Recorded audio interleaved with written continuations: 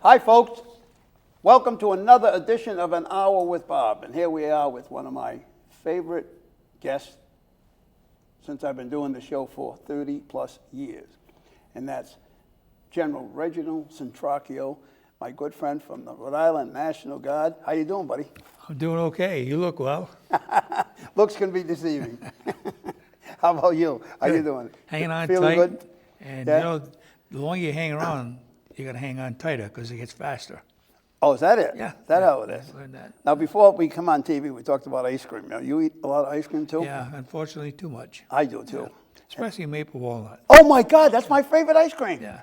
I know there's a shortage. Yeah, and there would be. Because when I go buy ice cream, well, I live alone, so I can do what I want. I don't have to hear anybody telling me, don't do this, don't do that. So I buy, when I go to the market, I buy 3 containers of ice cream. Wow. 3 different flavors, though. I buy vanilla, sometimes coffee, and maple walnut, if it's available, because it's not always available. Right. And the only one that there's only 1 or 2 companies that make maple walnut, right? I'm not sure Hood- about that, Hood but is one of you them. can get it down at, can we talk about places here Yeah. on the show? Yeah. Without getting some kind of fine. Well, I get in enough trouble already, so go ahead. Price Right has a pretty good deal. Really? On its own. Oh, I never knew brand. that. I'm not sure what the actual brand name is, but it's pretty good. And then you have Friendlies, which has a sale Right, every so right. often. And Hood makes But the best anywhere that I've ever had is down in West Warwick. Hershey's. Well, that's, yeah. In fact, you're right. Hershey's, it's sold down in West Warwick, and a friend who has a restaurant down there. Right. And that's the best, especially get nice big chunks of walnut. Yeah, because there's an ice cream shop in the summertime I once go to once in a while on Newport Avenue in Pawtucket that carries Hershey. Yeah. And the place in Lincoln on Front Street carries Hershey's. Here we are talking about ice cream. Yeah. But it's, So what are we here for? I know, we're talking about ice cream. But didn't Friendly's go out of business? Supposedly they went out of I'm business. not sure. and I they still see came it in the back. cases. Yeah, It could have been bought out by someone. they must have been because they bounced right back. Yeah. Anyway, how's life treating you now? How's the wife doing? Good, she's doing good, thank you. She went through a pretty tough time there, Yes. but thank God she's okay. And we're just Everything getting clear? back. Everything all right now? Everything's clear, good to go. And so we're contemplating perhaps getting into the cruise business again. No way. Yeah. We were just talking on my next guest. I'll introduce in a little while. She was outside when I got a call from my former director, John Flanagan, who unfortunately moved to Virginia, and I lost him he was my director for 26 years, 27 years. And I asked him I sent a whole bunch, actually I brought it down. I drove down, my excuse to drive down there. I drive down with a carload, my entire trunk, my entire back seat, and my passenger seat loaded with videotapes from the last 30 years of Bob's Big Adventure, right? The last 28 years of Bob's Big Adventure. And I dropped them off to him and I said, play with them, whatever you want to do. You make a show every once in a while and send it up and I'll air it on Bob's Big Adventure. So he texted me to tell me that he was doing a show in Finland. Well, I was doing a show in Finland, and he was editing that show. And I was in Finland to go to Turku, Finland. I landed in Helsinki, and I took a bus to Turku, Finland, which is where they build the cruise ships. How funny is that? Yeah. And it was the Mariner of the Seas, and I couldn't remember the year. So we finally figured out the year. What cruise line was that, Mariner? Royal Caribbean. Yeah, okay. I'm pretty sure I was on that one at some point. Really? Yeah. But we've done, several How companies. many cruise ships? We got to put that air back on. How many Different companies or cruises? cruises? About maybe 9, 10 right now. Yeah, I've been on 13. Yeah. And we usually do a couple a year, but because we just went through a Right. tough time, we didn't do for the past several years. And of course, COVID didn't help either. No, exactly. So- I thought it was going to totally destroy the cruise industry. Well, one of the last trips we went on was to Ireland. Phenomenal trip. Everybody says that. Good trip. It Really? wasn't a cruise, we flew there. You flew to Ireland, and yeah. We had a friend of ours, has a friend who lives there, and we had our own tour guide and so on and Yeah, so they said forth. it's beautiful, the And we countryside. took somewhat of a smaller ship from there to Scotland, and that was outstanding too. Good time. I go back there tomorrow. You're really? Yeah. Good stuff. Well, I did kind of the same thing when I left Finland. We took a cruise over to Sweden, But wait a minute, that was interrupted by before I left Finland, I took a fast ferry over to Estonia, and I visited the country of Estonia for a day, which was pretty cool. It's a walled city, and the walls, you'd appreciate it, having been in the military. The walls were 40 feet thick and 80 feet high, the walls surrounding the city. Well, which city was this? Estonia. Estonia. Tallinn is the town, the city. Okay. Tallinn, Estonia. And the city is set up like a spoke in a wheel. The city center is in the very center, and then all the streets go out from there. It was built for protect themselves against war, and I don't think they were ever conquered by anybody because of it. Kind of small too. Yeah, kind of. Well, it was a pretty big city for its time, I guess. Yeah, friends of ours, she was from Estonia, and her husband was one of the directors at Province Water Supply Board. Right. And so she used to tell us some of the stories there too, and she came from there. It was quite a thing to listen to her talk from that point of view. Oh, I bet. You know, it's just amazing. And there's a lot of things that go on in this world we don't even know about. Exactly. Unless you get people that experience it. Well, that's why my Bob's Big Adventure over the years was so popular with people, because they get to see people tell me all the time. I run into people even today. They'll say, you know, I booked a trip because you went to this state, or we went to this country. Or I booked a trip because you went on a cruise. Because I did a few cruises, filmed a few cruises, a few of my cruises. Are you still doing the adventure? Not as much, not since the pandemic. It's totally knocked that out of the ballpark. I was just talking to Lynn earlier. Yep. But that we're looking to hopefully get the ESGR post lift back in.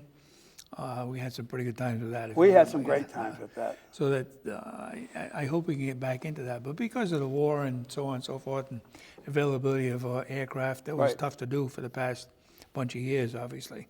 And I remember one that we went on to Hungary. I'm sure you remember that one. We'll talk about that. Yeah, we will. And you keep denying it, but I'll keep saying it. Your little tags. Put them on Russian MiGs. You put them on a dog. No, I did not put it on the dog. Did. I did not yes, put you it did. on the guard dog. No, I did not. You put one of your stickers on a dog. Somebody else didn't. I got blamed for it. Well, I'm not saying you did it, but I'm blaming you. Oh, all right. Yeah, that's okay. That's okay.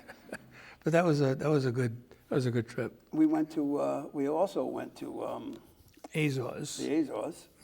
Well, that was a side trip because we lost an engine on the plane. Remember? Yeah, that wasn't the main reason, but Yeah, we landed in the Azores. Then went on to Hungary. Right. Yeah. And that was when they were in Bosnia. That's when we snuck over and gave Christmas gifts to the kids. Remember? Yeah, that was The orphanage, two orphanages. two we orphanages. stopped at. Yeah. That was quite an experience. It was pretty good, the caravan we had of Humvees going across the countryside, traveling through the countryside. That was pretty cool. It was good. That was one I'll never forget. It was Christmas Eve, I believe. We were in the Azores. Then we're in Christmas Day. We're in Hungary. right. Yeah, that was good. That was a fun trip. That whole trip, that was probably the best experience I ever had for Christmas time. You destroyed some of those tapes, though, didn't you? A little, some of the video, yeah. Speaking of in the Azores, we were in what town was it? That was in. Begin with a T. Come on, help us out. We're getting old.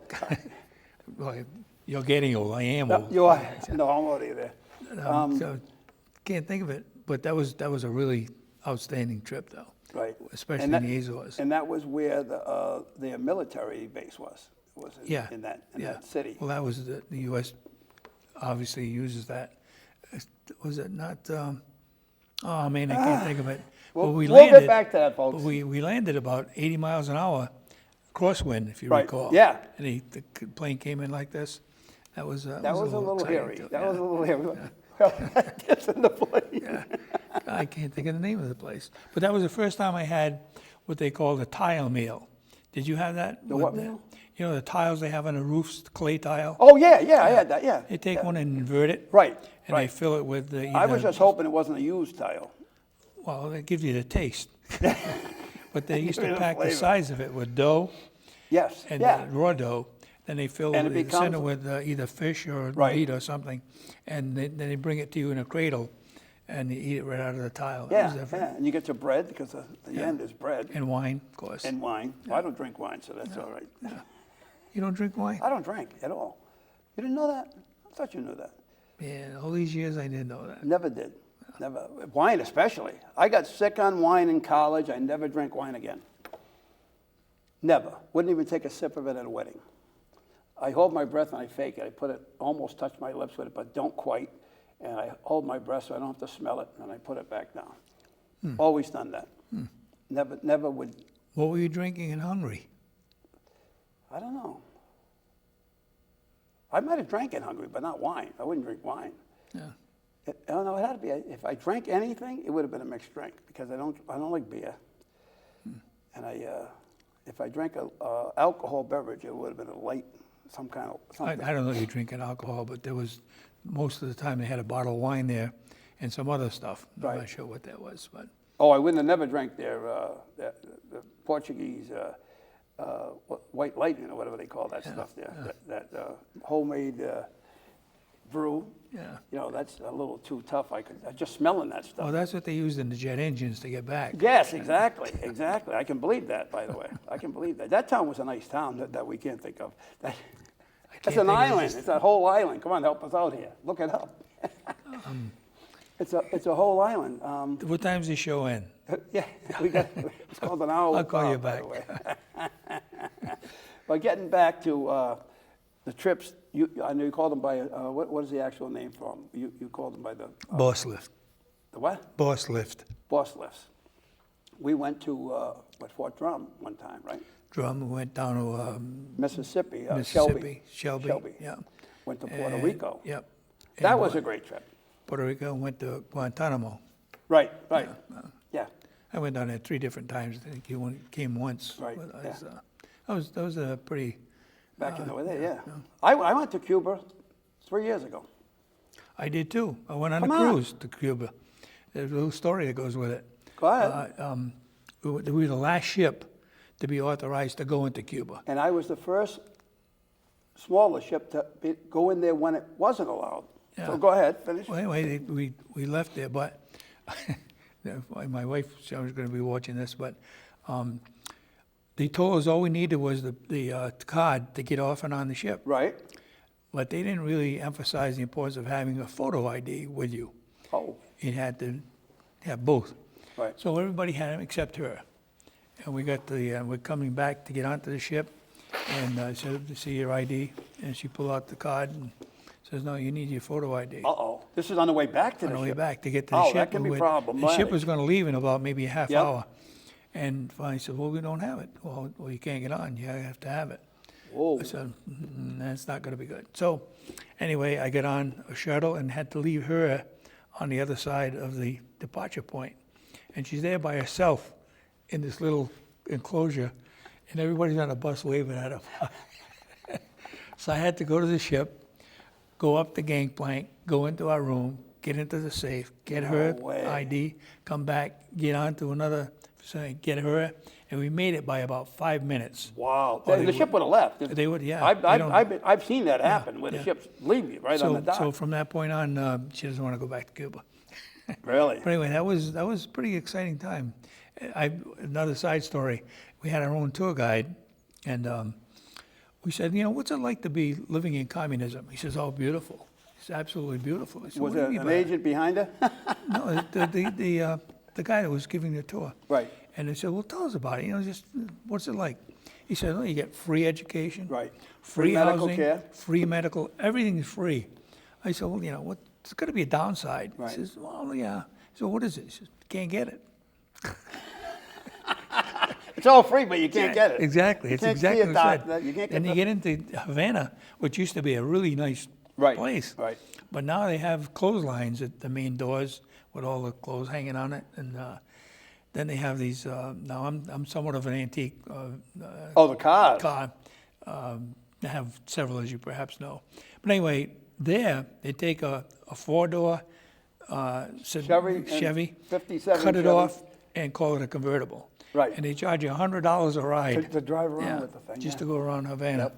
And they make a pretty good a profit there. They sure obviously, do. yeah. They're all over the place. Yeah, but- 58 Chevy, But I'll tell you, 57. yeah, but they don't have the original engines. No. They put, you know, some I smaller- stopped the guy. We were driving along, and I said, please, can you stop this car for a minute? He goes, why? I said, this thing says a V8, because it had the Chevy emblem. The 57 Chevy Bel Air had a 283 V8 in Yeah. it. I had many of them. On the fins, it had little V8 emblems, and on the trunk, it had a bigger V8 emblem, right, if it was a V8. Yeah. So I said, this does not sound like a V8. Pull over. Big hood, open the hood. It's got a 4-cylinder Kia engine in it. Exactly, yeah, Because they could never get American parts. yeah. So they could only rebuild the engine so many times before they bought them out too much, and they couldn't get pistons for them. So they had to scrap the engines and the transmission and even the rear end and put a whole drive, because the Kia is a front wheel drive. Yeah, well, So- you know the term peel, Peel? when you peel out? Yeah. Yeah, can't do that with those. No. Oh, yeah, exactly. With those big, heavy cars, that was 57 Chevy even Yeah. was a heavy car. Yeah. You know, with all that chrome and everything, and all that metal. I just bought another car. What'd you buy? I have a 31 Ford 2-door. Oh, that's a little before my time. Uh, 31. Well, what, about a year or Close. two? But anyway, it's a really showroom condition. Really? A legit car, too? Oh, yeah, it's legit. You take it right up from the chassis. And Wow. so it's really, you got to come and see it sometime. Yeah. And I still have my 66 Mustang convertible, Nice. a pony. Yeah. So that's a good one. It That's has a great car. 289 engine in it. What is it? 289, yeah. 289, yeah. Is it a stick or an automatic? Automatic. Yeah. Oh, we used to call But them the- sissy. We but used to the, call them sissy cars, automatics. You know, the guys drove those cars. Yeah, you know. I had it when you But- had when that was around. How long you owned that car? With this Mustang? Yeah. Well, I had a brand new one. Yep. Same thing. Yep. Same model, same mechanism for the shifting device. And that was in 64 and a half.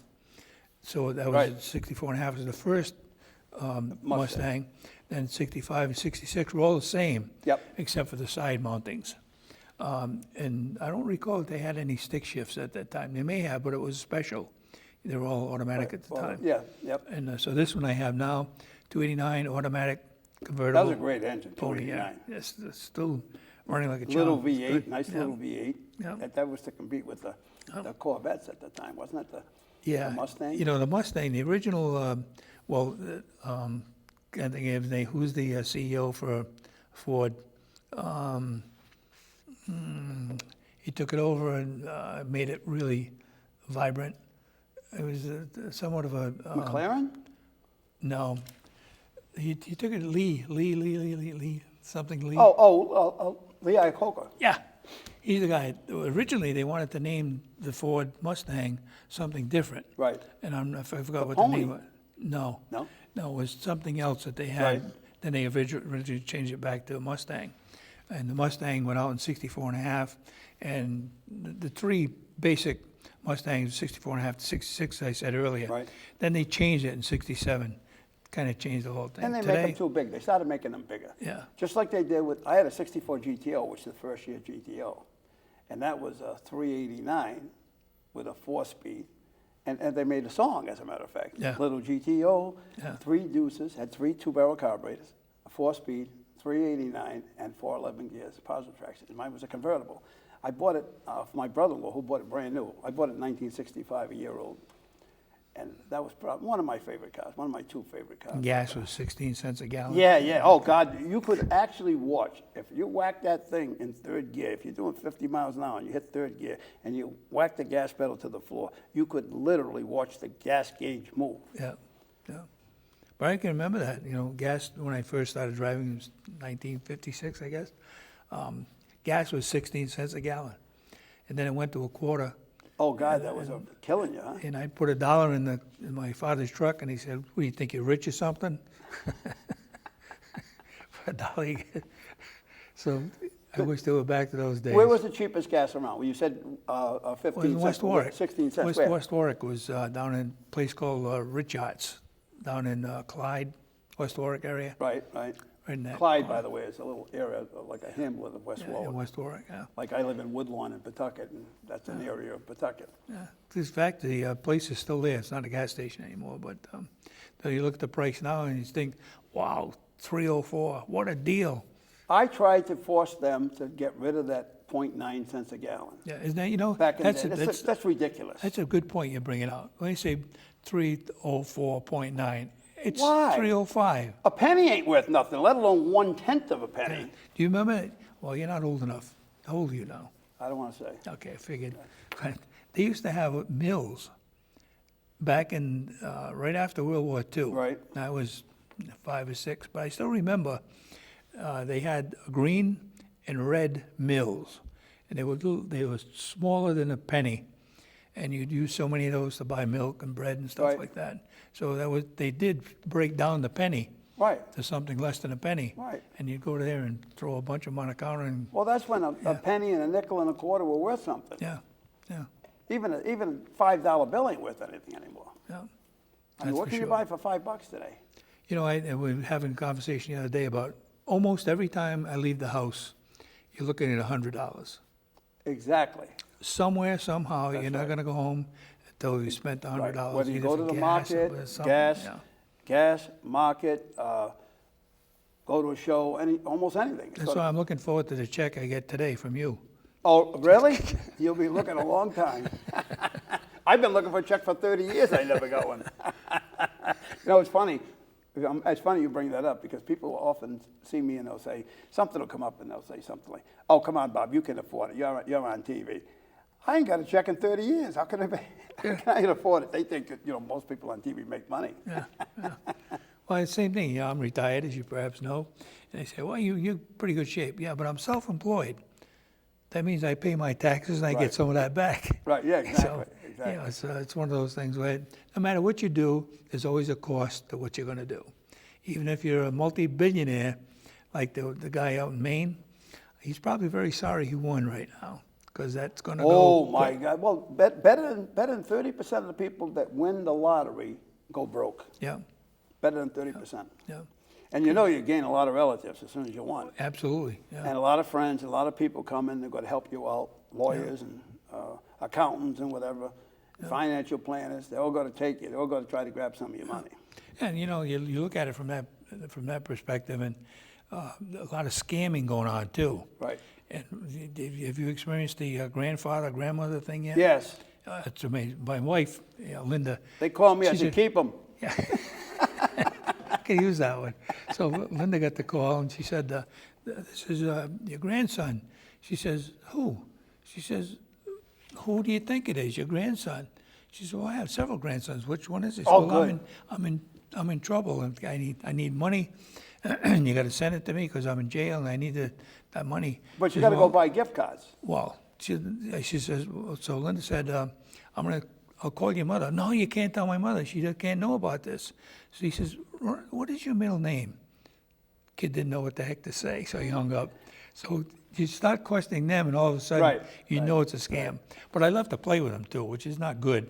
But I love to play all the way. And one I used for my antique car, where they get this car share, like I said, is. Oh, my God. Is that They call you. what a And scam but that I is. love calling them. They say, well, describe your car. I said, well, it has 4 wheels. Yeah, and it has tires on it. These guys go, no, what year and what make is it? I said, well, it's a Ford. Right. Yeah, okay, now, what year is it? I said, well, it's black. He said, what year is the car? I said, 1931 Ford. Click. So Well, you know what I usually say to them when they call me? I go, oh, thank God you called. I said, I just blew the engine in my car. Can I get that insurance? I want to get that insurance right now.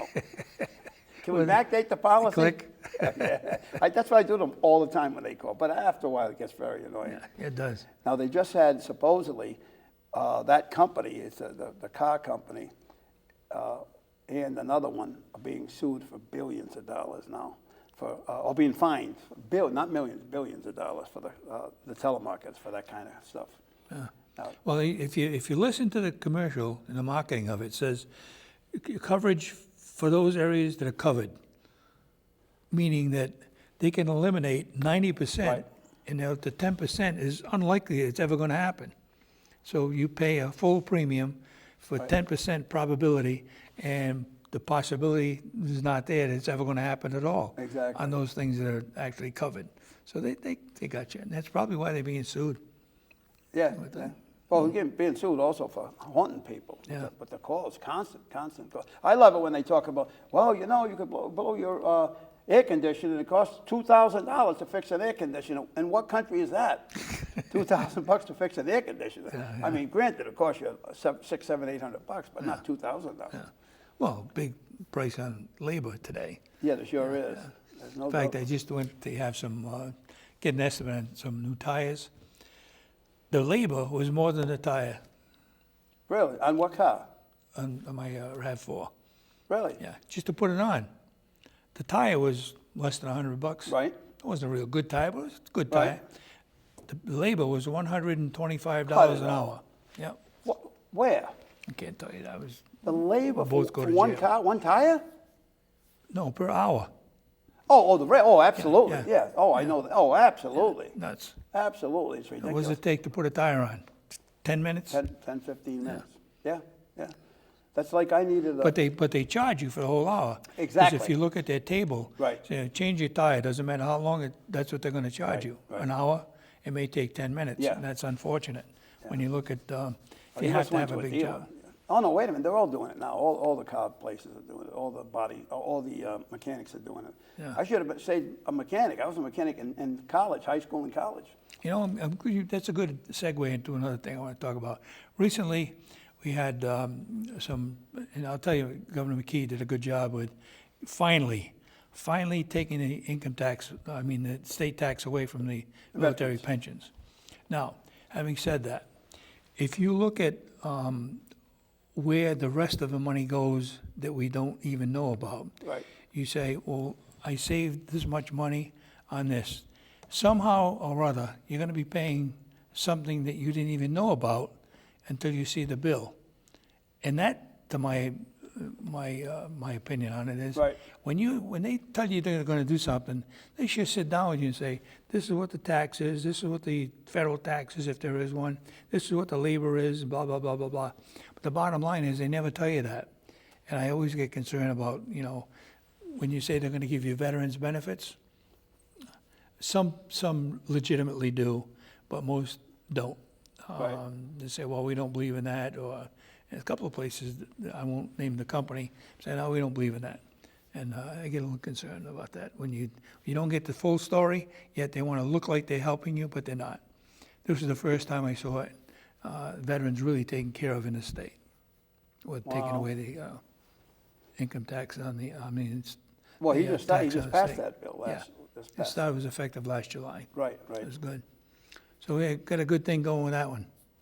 Good. I'm glad for that. Took a long time. Well, he hasn't been in there, in his defense. He hasn't been in there that long. No, he hasn't, but he was the first governor to ever put it in the budget. Right. Every other governor said they would support it, but they But never didn't do it. actually put it in the budget. Right, right. And fortunately, it passed. It's good. So now we're competitive. You see some of the high rollers come back to Rhode Island now. Well, they're moving out of Massachusetts since they passed that law in Massachusetts. They call it the millionaire's tax. Yeah. They're taxing anybody that makes over $1 million a year, I guess it is. But, I mean, well, if you make over $1 million a year, you should be able to spend 4%. But you know what? You're saying that, and I appreciate it, and it hits me because I'm as old as I am. You're a millionaire? No. That's what I thought you were going to tell Not me. yet, not after the check from this place. But, when you say $1 million today, It's not a lot of it's money. really not a lot of money. money. Because if you look at all the taxes that are in, that you're responsible for, after you take that $1 million, as an example, the 1.4 billion, I think if you take the cash, it's 700,000. 700 million. And that's before the taxes. 700,000 represents what you get if you take a one-shot payment. The 1.4 billion is if you take it in an annuity over 20 years. Correct. That's the only way that it pays out that Yeah, much I money. think it was more than 74,000. I forgot, it was several million. I can't remember the exact name, but it's a lot less. 700 million. 700 million. Yeah. Yeah, you said 700,000. Oh, did I? Oh, God, no. Yeah. No, 700 Same. million. But 700. anyway, but you're right. When you look at everything all put together, you can't get away from it. Death and taxes, Same, yeah. Can't do Yep, it. Same thing. Hey, listen, we got another guest coming on, and a familiar face to you and me. And wait till I tell you the story. I don't know if you know the story of how I met this woman. And it was pretty emotional. And we'll get to that in a minute. But, before I get to that, you were the first person I called to tell something that I got. And I called you. Do you remember this? phone call I made to you last week? I was having a haircut there. I don't know. How do I know it? I told you that I have been inducted. Yes, that was a couple of weeks ago. Was that a couple of weeks Yeah, ago yeah. now? And I hadn't told anybody, by the way. So 2 weeks ago, Get a close up. get a shot of that. Who's got that? Anybody? Oh, you got to have that. You got to look that way. Okay. A couple of weeks ago, I got a phone call telling me, and then followed by a packet I got in the mail, telling me that I've been inducted into the Rhode Island Heritage Hall of Fame, which was pretty. Congratulations. Well deserved. It's a shocker to me, I'll tell you. Yeah. It's a real shocker to me. I've only told like 3 people, but you were the first one I told. Yeah. Do you remember what you said when I told you? How the hell did that happen? Something like that. You're killing me. No, you said something very nice to me. You said, I hope I'm going to be the one that, I want to be the one That would give you... introduces me. Yeah, right. Right? Yeah. Which I thought was very There's nice. a word for it. I can't remember what it is, but no, seriously, there's a not an introduction, but some way of welcoming you in. Right. To the, I was inducted several years ago, and it's quite an experience when you're there and you realize. Oh, that, God. you know, That's what I'm afraid of. the kind of people that have been placed in there before each of us. Yep. And it's really quite an honor. And Pat Connolly's great guy. So I May 6th May 6th. at the Crown Plaza in Warwick. It's happening. Need a band? I don't know. It's not my gig. It's got nothing to do with me. Well, I'm only talking about the time that you're on. We'll play for that. The time. Oh, yeah, for the time I'm on, you can play for when I walk up there or Yeah. something. I don't know. I don't know how I'm going to handle it, honestly. Well, just obviously, I know it's hard for you to have humility, but Yeah. No, But it's just- hard for me. It's got to be an emotional experience for me. it is. It is because you wonder, what am I going to be able to live up to being recognized this way? Right. And you look at your past, you look at your future. and you Especially, hope- then they play up to it before you get up there. They throw the biography of you up there, right? Yeah. And you can get up and say, I didn't do that. Yeah, that wasn't me. That wasn't me. I'm not. Well, congratulations. Thank you. Well deserved. Thank you. And you have done a lot for this whole community. Just telling the story time and time again, and certainly on behalf of the military, you've been there every single time we've done something of significance. So I personally thank you about all of us having served and continue to serve. Thank you. I ran into a guy as recently as last week that came over and tapped me on the shoulder. Oh, it was at the governor's installment of swearing in. Inauguration. He tapped me on the shoulder. He goes, "Remember me?" I go, "I hate that when people do that to me, especially." He goes, I saw you. I met you in Tezar, Hungary." He said that was the nicest thing you did. Coming to visit us they had been over there like 8 months before. They had never seen anybody from Rhode Island in the whole 8 months until we showed up. I've come up with something to be able to, how do you handle somebody that comes up, do you know who I am? Yeah. He said, no, but if you stand, I can get you some help. I like that. I like that. Yeah. All right, let me welcome my next guest, and we'll be right back with our special guest.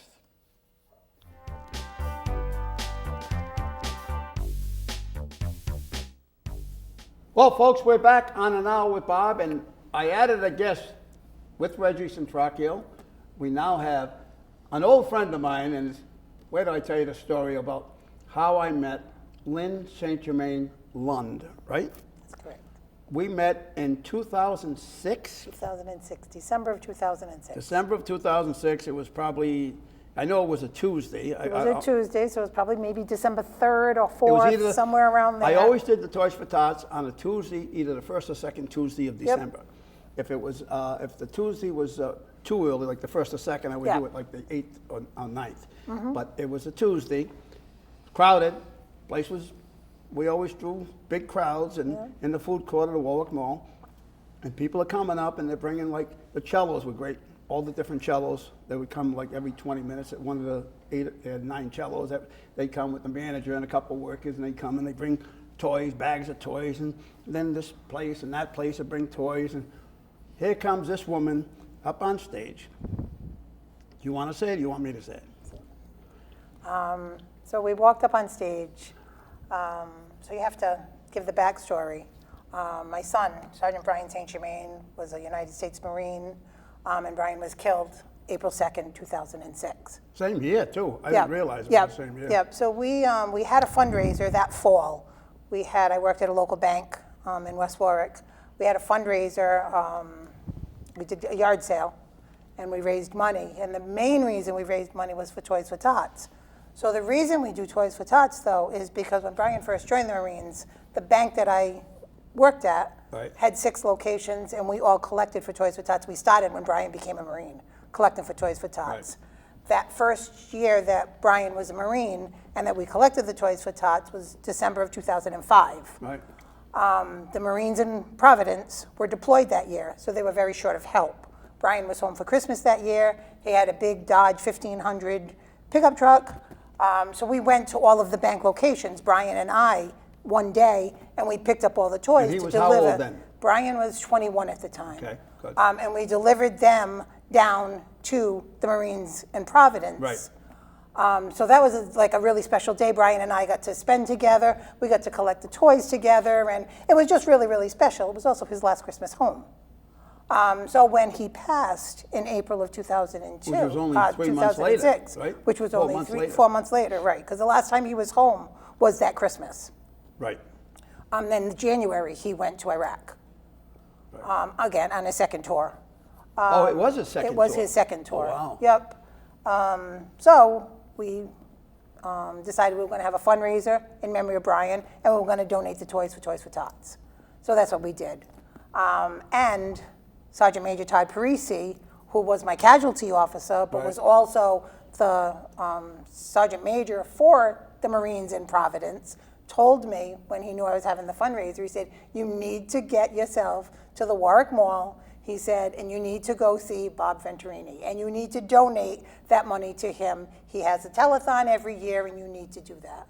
So we showed up. I think it was fairly late, too. It was. I want to say it was like 8:30, It and you was I was on just gonna till say- 9 o'clock. Yep. Yeah, We started at so- 5. We started at 5. It was Yep. a 4-hour show. Yep, and it was 8:30. You were tired. A lot of people had been through there, and I showed up on the stage with a check. And you had a T-shirt on, too. I had a T-shirt on with Brian's picture on it. Right. Yep, which we had made for the fundraiser. Right. So I But had. you so weren't the only one with the T-shirt on. Nope, myself and another girlfriend of mine. But she I was didn't there look at the moral T-shirt support. because when I see a woman, I look at a woman right in the eyes. I never look anywhere else but in the eyes, so I never noticed the T-shirt.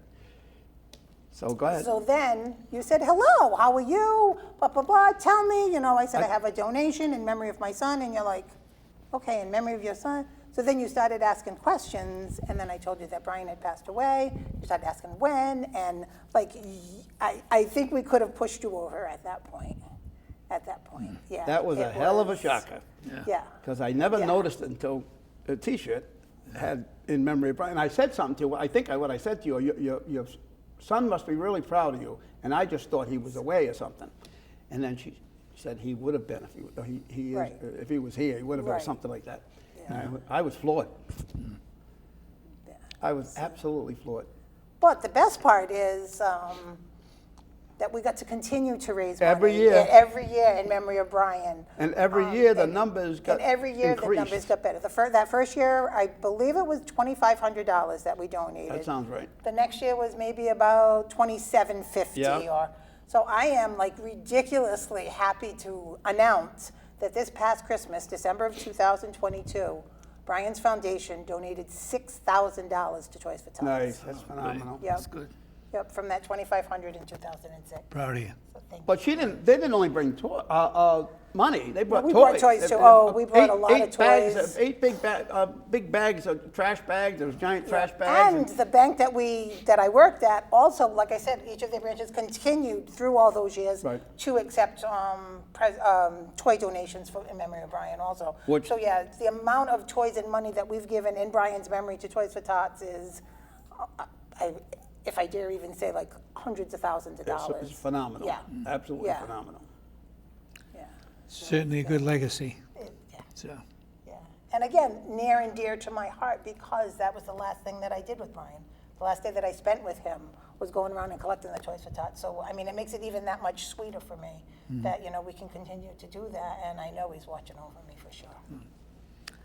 I had to ask what year it was. I couldn't remember. I wasn't sure exactly what year it was that your son had died. Right. I didn't know it was that soon after he had died that you came onto the Yeah. Toys for Tots. I went, oh my God, that still bothers me. but you handled it well. He did. No, I didn't that night. That No, night that he didn't. And the next couple of years, when he saw me walk up on the stage, he would get taken aback. But I think he got used to seeing me showing up every year. Oh my God, that was brutal. That was brutal when she came up on the stage. Oh man. Especially, and then you really, like you said, you let it up pretty good, saying it was like 8:30. I was already beat. I'd been on the stage for 4 hours, 3.5 hours on the air, but I'd been on the stage long before 5 o'clock. And when you come on the stage, oh my God. When you ever brought that Yeah. up, and then I noticed the shirt, and I went, holy good God. Now, you've stopped doing that at the mall, apparently. A couple of years ago, I stopped. I did it 24 years. So because of COVID, or? Well, COVID, no, it was before just COVID. before COVID, Just right? before Yeah. COVID. And my knees, I had my 5th knee operation, and I knew I couldn't stand on the stage. I'm still kind of pissed at myself for still not doing it. I should have got a bar stool there or something and sat there and did the whole show, because I really missed doing it. Because we collected a ton of toys. Bring it back. You took Why the can't words you right out of my bring it mouth. back? People will. I don't know if the say mall it, would be but people interested will in think it. because of COVID that you stopped. So. Yeah? Well, you just blew that. Well, no, I said it quiet. I said it real quiet. But, I Have you mean, asked yeah. about the mall? Aram isn't there anymore. Oh, he isn't? No, he's still there, but he's not really running it Who now. runs the show now? I'm not sure. I know his son is involved in some way or other. Right, But I'm Gary? not sure who the mall manager is right now. We should go down there and tell him you'd like to get it back in. Why does it have to be at the mall? Why can't you pick another location? It is a lot of work, though. Oh, I bet It it is a is. tremendous I amount bet of it work. is. Because I Yeah. had boxes all over the state Right. to do that. But maybe we'll put it Well, back we'll together. be your first guest on next show, right? There you go. There you Really? go. Yeah. Yeah. All right. I'm here to do it. We'll do it in memory of your brother, in memory of my son. Well, yeah, we definitely. Well, that's the other thing. Definitely Mine's a help you dual push it. memory. My father and my brother. Oh, right, Who were right. both Victor J. Venturini. And Yep. that's my father was a Navy World War II veteran in the Navy, and my brother was a Vietnam veteran. And they're both named Victor. So that's why I did it. It was called the Victor J. Venturini Memorial Toys for Tots. Now, you're bringing up a good point now. I think it's obviously appropriate to talk about making sure we remember our veterans, and especially those that made the ultimate sacrifice. This year in Situate, we're doing Christmas in the Village Yeah. in July. And we've done that a couple of years now. But the theme will be Vietnam. And you need to do your show out there. I don't know the exact date, but that would be ideal to have you there and get as many Vietnam vets that we can. And obviously, those that didn't serve in Vietnam and made the ultimate sacrifice are just as important, obviously. And we need to keep that in mind as we Right. move forward. I don't like, well, did you serve in Vietnam? Did you serve in Korea? Veterans are Veterans are veterans. veterans. Right. And especially those that made the ultimate sacrifice. They are gone, but their legacy will always be with us, and we need to maintain that. And so, why don't you put it on your calendar? As soon as I get the date, I'll let you know. Well, yeah. Well, I got to get a crew first. I got to get to these colleges. Crew right here. I got to get to these. She can do everything right She there. does do everything. That's Lynn. Lynn, see that? Nice name.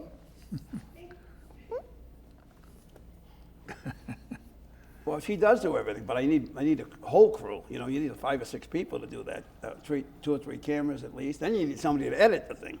So I got to get to the colleges. It's 7 months now at a time? I got to get to Plenty the of time. colleges to get the colleges to give me some get the interns. kids. There you go. That's what Yeah. I need. So, Yeah. and I don't know why they wouldn't want to do that because. Well, did you Absolutely work out with them? Did they get credit for this toward some? Well, I haven't done that. I should do that, but should. I haven't done that. Yeah. Because 2 of the guys, remember the 2 brothers that used to work for me Yeah. on the show, and well, that got wiped out when the COVID killed that. But you know, they left and they both got hired by Channel 12. So they went from working for nothing to getting good salaries. They Nice. both work well. In fact, Corey is the daytime lead photographer for Channel 12 now. Nice. They've both done very well since. You And could- they learned from this show. They didn't learn from college. They didn't go to college. Well, see, that's the key right there. You should go into the colleges and in the high schools too. Right. You know, you pick up a CET kind of thing. Several years ago, we tried to get some educational help, financial help for the Guard, and at that time, they wouldn't listen to anything except a 4-year degree. And I said, that's absolutely wrong. You need to get into the technical skills. Kids need Exactly. to be electricians, plumbers, and so on and so forth, because that's what the big demand's going to be in the next several years. And they've just started to come around to that now. But you could walk into a school and a college and say, look, I'm going to give you the opportunity to grade some credits toward whatever you're going to do. I need them for this particular So I presentation. could walk right in there and just say, look, here's what I want. Why not? Yeah? I do it. You do it? I think you got a spokesperson over here now. I'll work with you on that if you like. What was the name of that island? Terceira. Terceira. Right? Terceira. The Portuguese island in the Azores. And I'm ashamed of myself, and I apologize to all the folks of Portuguese descent, especially Azorian descent, that I couldn't remember that. Yeah. Well, I couldn't remember it either. And in fact, Yeah, but I got the apology in first. who are you? When we start drooling, we got to worry about it. Up until that, we're all right. Well, I tell you, have you started drooling yet? What's that? Are you old enough to drool yet? I can't hear you. Have you? Actually, you know, I started drooling several years ago, Really? but I switched pillows. You give it away. I know Lynn's going to be seeing it. Oh my God. That's great. I get the advantage. I just got another pillow. I just switched out pillows. Anyhow, so what do you do now? What's your job now? What do I do now? I work for the Veterans Administration. Right. I work for the benefit side of it at Right. the regional office down on Westminster Street in Providence. Wait a minute. Who's your boss? Who's my boss? Yeah. My immediate boss is Adam Coyle. but Who's the big boss? The big boss is E.J. McQuaid. E.J. McQuaid. Do I know him? I think I know him. You're talking about two different things, perhaps. Probably. The VA hospital. The hospital is is- Connell. Yeah, Larry Larry Connell. Connell. No. His Okay. mother used to be the Secretary of State a few years Oh, I back. didn't know that.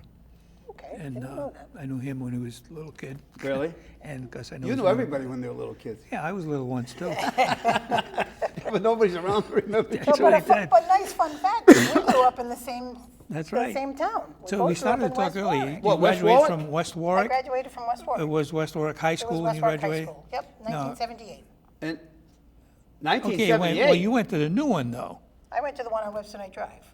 Oh, she's a Okay, spring chicken. I went to the old one, which is now a senior housing area down in. Okay, that's what, right. That was, so it was that West Warwick High School, then it changed to Deering, Right, and but then it didn't went back to West Warwick. Right, but wasn't the high school at one time where Horgan is also? No, that was the junior high. That was the junior Yeah, high. that's Okay, and Horgan then the School, high yeah. school was where the house Yeah. was. An organ Okay. school? Horgan, Horgan, Oh, Horgan. organ school. Yes. I said an organ school. So what the hell is no, Horgan. that? Organ Yeah. school. And that's in Clyde, right? Was that Clyde where you grew up? Well, I thought I heard you guys I talking about West grew up Clyde. just up from Clyde. Clyde is an area of West Warwick. Clyde is an area, yep. but toward Arctic, you went further toward Arctic? I live on Harris Avenue. Don't tell Okay, me that where was, you yeah, live. toward Arctic, yeah. Well, it's all over, I mean. So what was the first name seriously, of Arctic? Do you yeah. remember that? The very first name of Arctic? Yes, Well, he had a yes. first name, Joe Arctic? No.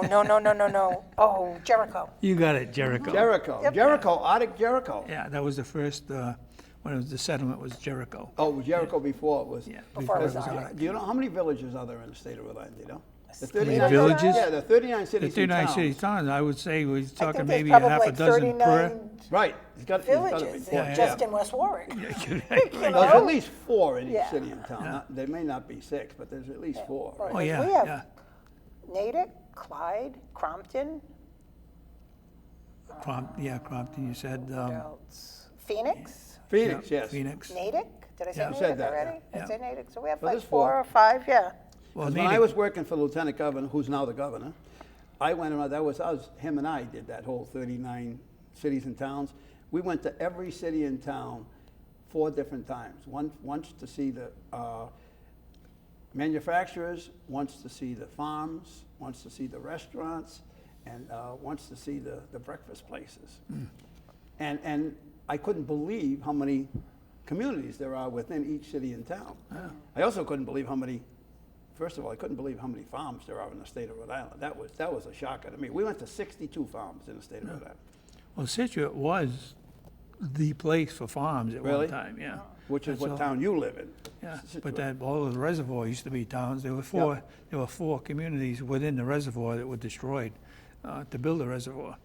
And- Oh, really? Yeah, Oh, right. yeah. And so that was probably Well, the most, how they do that is they flood it, right? That's how they do that. Yeah. yeah, they took all the Yep. houses down They and take burned it them by and stuff. eminent domain. Right. And then But they if you flood it. fly over the reservoir now, next time we do a Boss Clue, I'll take you there. Yeah. Fly, you can still see some of the foundations. Oh, sure, yeah. It's pretty interesting. But basically, that was probably one of the highest industrial parts of Rhode Island at one time. Industrial, Yeah, they had several mills right? based upon the water flow that was coming through Situate, Makes sense. specifically the Patuxent Valley and so on. And there were mills throughout that area. And they used to make everything from bobbins. Now, bobbins is a term that nobody probably would remember. The thread goes on? Yeah, well, Yeah. no, the thread goes on it, plus you send it through a machine and it starts to weave by itself. Right. And so Lippet was another place we've Right, yep. had a big mill there, and up in Crompton and up in Situate, they had several places that were pretty high up on the totem pole for industrial moving up for Rhode Island at one point. All right, so when did Situate and North Situate become 2 separate entities? Never was and never is. Really? Situate. Are you North kidding? Situate is a community within Situate. Really? It's Yeah. just a community? It's not Just a separate no, town? No. North Situate, Potterville, Chopmist, Hope are all parts of Situate. Right. There's only one town, that's Situate. However, when you get your mail, it goes to Foster. Only in Rhode Island. That's right. And my buddy was the building inspector of Situate up until about 2 weeks ago. Now he's the building inspector of Foster. What was the name? I can't remember. George Dumont. Oh, yeah, George, yeah. Okay. I convinced them, we were talking about cruises earlier, the two of us, between the two of us, went on 20 cruises. Oh, wow, Well, nice. George, 30 years ago, him and his wife, I was trying to convince them to go on a cruise. One didn't want to fly, the other one didn't want to go on a boat. So it was like back and forth, back and forth. I finally convinced them to go on the boat. So we get on the ship, first day there, and they're having a good time. First we get there like 1 o'clock in the afternoon. So we're going to dinner at 5 o'clock or whatever it was. So we're sitting at the dinner table. I was with a woman and those two, the 4 of us are there. And he can't make a decision on the menu because there's 5 different main courses, as you know, and then you get the potatoes and the pasta and all that other stuff, and then 4 or 5 different salads, whatever. He can't make a decision on the main courses. So I call the waiter over and I tell him what to do. So me and his wife and my girl, we all decided. We all got our 1 plate. They put 5 plates in front of them. I had them bring 5 plates. Yeah. They brought all And you 5. try each of them, Yeah, yeah. they putting one down. Another waiter's putting another one down. They put them all down. He goes, "What's this?" I said, "You can't make a decision. We want to eat. We want to eat." Get a little bit of each, right? There you go. Yeah. There you go. And since that, they've probably been on 7 or 8 cruises. Yeah. So that's the best bang for your buck. I've in my always said it. opinion, yeah. Always said it. Yeah. People say to me, "Well, I don't want to go on the boat. I don't want to see the water. I'm afraid of the water." First of all, you don't even have to see the water if you don't want to see the water. And the other thing is, "Oh, I don't want the rocking." They all don't have get that. stabilizers. Yeah. They don't rock that much anyway. That's right. You'd never know it. No. You'd never know it if you've been on a boat. You don't feel it. You can't tell. And these ships today, when I went to, as we talked about earlier, in Turku, Finland, when I went to see the building of the Mariner of the Seas, the Royal Caribbean ship, it's over 1,000 feet long. And the ship's something like 160,000 ton or some crazy number like that. It's as big as a aircraft carrier. They're like mini cities, yeah. Yeah. I mean, you literally could not, if I didn't want to be found, if I was on a cruise with a girl I didn't like, and I didn't want to be found, she'd never find me the whole week. Right or wrong. You could avoid someone for the whole week on a cruise ship. Could jump overboard too and never be found. You're really good. That happens occasionally. Right, you know. last couple of weeks ago, I guess the guy did. And he was out there for, And the guy survived. yeah, he's a lucky guy. No, he was a very talented guy. How do you survive, 16 hours or You something? gotta be lucky because the sharks don't know whether you, Right, yeah. Well, he said he was fending off sharks. yeah. But the guy was a talented guy. I mean, he had to be in really good shape, first of all. And he had to be a tremendous swimmer to be, even though he was, leaning back and just bobbing and weaving in the Right. water. But my God, and it had to be like, well, he was lucky because it was calm seas still. And he was lucky he was down the Caribbean and not up here somewhere. Right, right. We did talk about Cuba, and I didn't tell you that I went to Cuba in the middle of the night on a 75-foot research vessel with a CIA agent, a NSA, a Navy SEAL, a former Navy jet fighter pilot, and a couple more I won't mention. 8 of us. We arrived in Cuba, like 2 o'clock in the morning. We got off the boat at the marina, the Hemingway Marina, it was called, all housing there. And we went into this building, nondescript building with no windows. And we get inside, they close the door one at a time, and I sat in front of a guy with a uniform, military uniform on, and he snapped a picture of me, right? And they took my passport, and they put a piece of paper in it, and they stamp it. And then I stamped a piece of paper. They didn't stamp my passport. And then off we went, and the next day we were around Cuba for, I don't know, 8 or 9 days. Well, I think we're listening to CIA stuff. Yeah, I don't know. Let me get my recorder, hold on. That's some secret That was world different. Is this gonna stuff, be in your right? bio at the- Yeah. Yeah, it is. It is. It is going to be in my bio. That was unbelievable, that trip. Yeah. The doctor that operated on my knee the 3rd time, he is a former Navy jet fighter pilot. And he has all these contacts from these people. He decided one day, after landing on aircraft carriers, that's Top Gun pilots, right?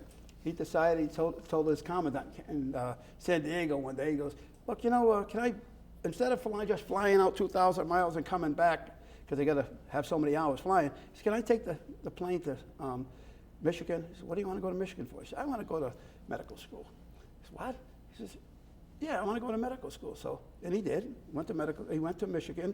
He met with the head of the school, and he told the guy said, well, they're talking for about half an hour. So he said, well, look, we're going to have to finish this tomorrow. So my friend said to the dean of the school, he said, no, I got to do it today. I can't come back tomorrow. He goes, oh, you just got to change your flight. He goes, oh, no, I flew here. He goes, yeah, I know. You got to change your flight. He goes, no, I flew here.